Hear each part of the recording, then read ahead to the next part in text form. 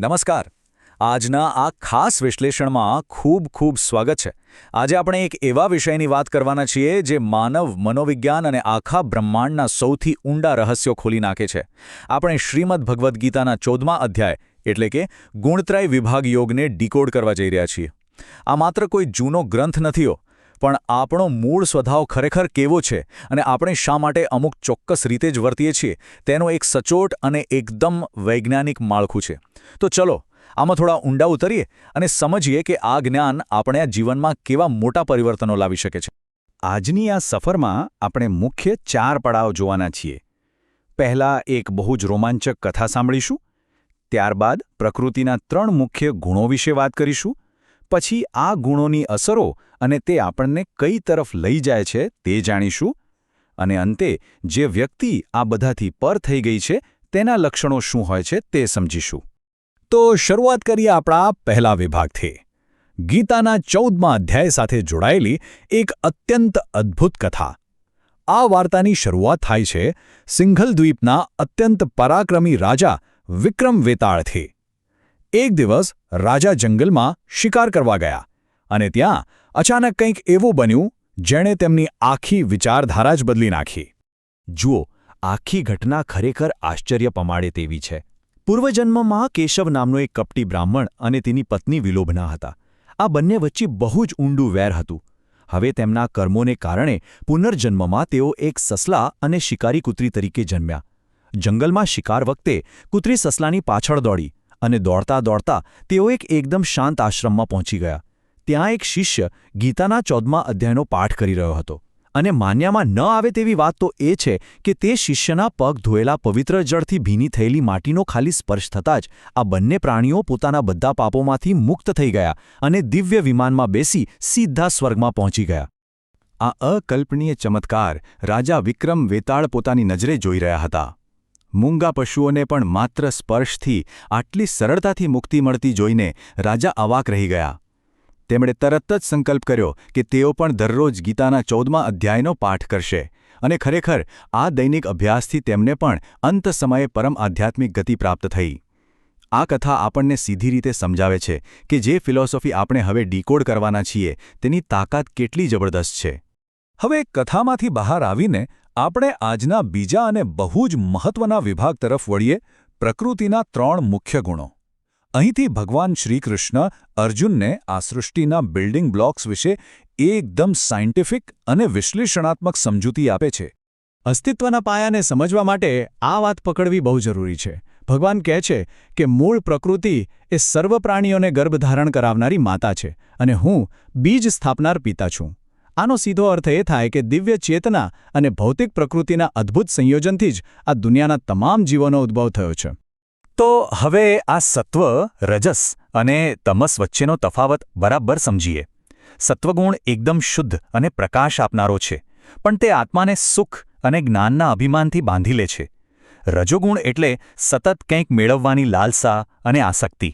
તે કર્મ અને તેના ફળની ઈચ્છાથી બાંધે છે. અને તમોગુણ એટલે અજ્ઞાન, જે આળસ, બેદરકારી અને ઊંઘ દ્વારા જીવાત્માને જકડી રાખે છે. આ અદૃશ્ય શક્તિઓ જ છે જે આપણા મુક્ત આત્માને આ ભૌતિક શરીર સાથે ફસાવી રાખે છે. ચાલો હવે આપણા ત્રીજા વિભાગ તરફ આગળ વધીએ, ગુણોની અસરો અને ગતિ. આ 3 ગુણ આપણા મનની અંદર સતત એકબીજા પર કંટ્રોલ મેળવવા માટે જાણે સ્પર્ધા કરતા હોય છે. તો ચાલો જોઈએ કે જ્યારે આમાંથી કોઈ એક ગુણ હાવી થઈ જાય ત્યારે બરાબર શું થાય છે. આ લક્ષણો ખરેખર આપણા રોજના મનોવિજ્ઞાનને સમજવા માટેનો એકદમ ક્લિયર અરીસો છે. જ્યારે સત્વગુણ વધે છે ત્યારે મનમાં એકદમ પ્રકાશ, વિવેકશક્તિ અને શાંતિનો અનુભવ થાય છે. જો રજોગુણ હાવી થાય તો લોભ, અશાંતિ અને સ્વાર્થથી ભરેલા કામો કરવાની સતત ધગશ જાગે છે.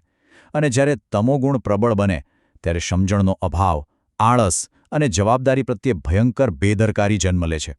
આ લક્ષણોથી આપણે દરરોજ આપણા પોતાના જ મનની સ્થિતિ બહુ સરળતાથી ચેક કરી શકીએ છીએ.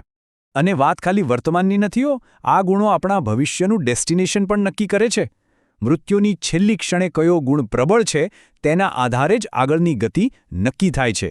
જો સત્વગુણ પ્રબળ હોય તો જીવ ઉચ્ચ અને નિર્મળ દિવ્ય લોકોમાં જાય છે.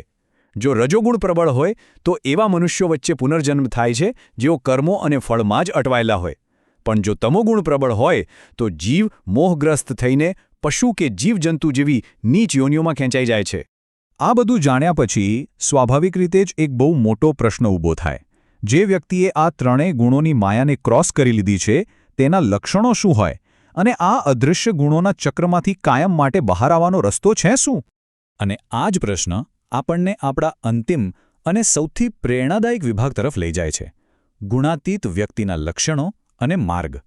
ચાલો જોઈએ કે ભગવાન આ ઉચ્ચતમ આધ્યાત્મિક સ્થિતિ વિશે શું કહે છે, જ્યાં કોઈ જ બંધન નથી. કોઈ પણ ગુણાતીત વ્યક્તિની માનસિક સ્થિતિ અદ્ભુત હોય છે. જે આ ગુણોથી પર થઈ ગયા છે તેમના માટે સુખ અને દુઃખ બિલકુલ એક સરખા છે. એવા લોકો માટી, પથ્થર અને સોનાને એક જ નજરે જુએ છે. કોઈ વખાણ કરે કે નિંદા કરે, સામે મિત્ર ઊભો હોય કે કટ્ટર દુશ્મન, તેઓ દરેક પરિસ્થિતિમાં એકદમ શાંત અને અડગ રહી શકે છે. આ માનસિકતા ખરેખર કમાલની છે. તો અહીં સૌથી પાવરફુલ વાત છે ડિટેચમેન્ટ, એટલે કે અનાસક્તિ. ગુણાતીત વ્યક્તિ એ પૂરેપૂરું સમજી ચૂકી હોય છે કે તે માત્ર એક સાક્ષી છે. જ્યારે સત્વનો પ્રકાશ આવે, રજસની દોડધામ હોય કે તમસનો મોહ ઉત્પન્ન થાય ત્યારે તે એનાથી કંટાળતી નથી. અને જ્યારે આ બધું જતું રહે ત્યારે તેને પાછું મેળવવાની કોઈ તડપ પણ નથી હોતી. એ અંદરથી જાણે છે કે બસ ગુણો જ ગુણોમાં વર્તી રહ્યા છે અને તેથી ક્યારેય મેં આ કર્યું એવો કરતાપણાનો અહંકાર આવતો જ નથી. હવે સવાલ એ થાય કે આ અદ્ભુત સ્થિતિ સુધી પહોંચવું કેવી રીતે? આના માટે ભગવાન શ્રીકૃષ્ણ એક અને માત્ર એક જ પદ્ધતિ બતાવે છે: અવ્યભિચારિણી ભક્તિ. આનો અર્થ છે એવી અતૂટ ભક્તિ જેમાં લેશમાત્ર સ્વાર્થ કે અહંકાર ન હોય. પરમેશ્વર જ સર્વશ્રેષ્ઠ છે, તે જ એકમાત્ર આશ્રય છે અને દરેક વસ્તુમાં ભગવાનને જ જુआ. બસ આ શુદ્ધ અને નિષ્કામ ભક્તિથી જ કોઈ પણ વ્યક્તિ આ ત્રણેય ગુણોની પાર જઈ શકે છે.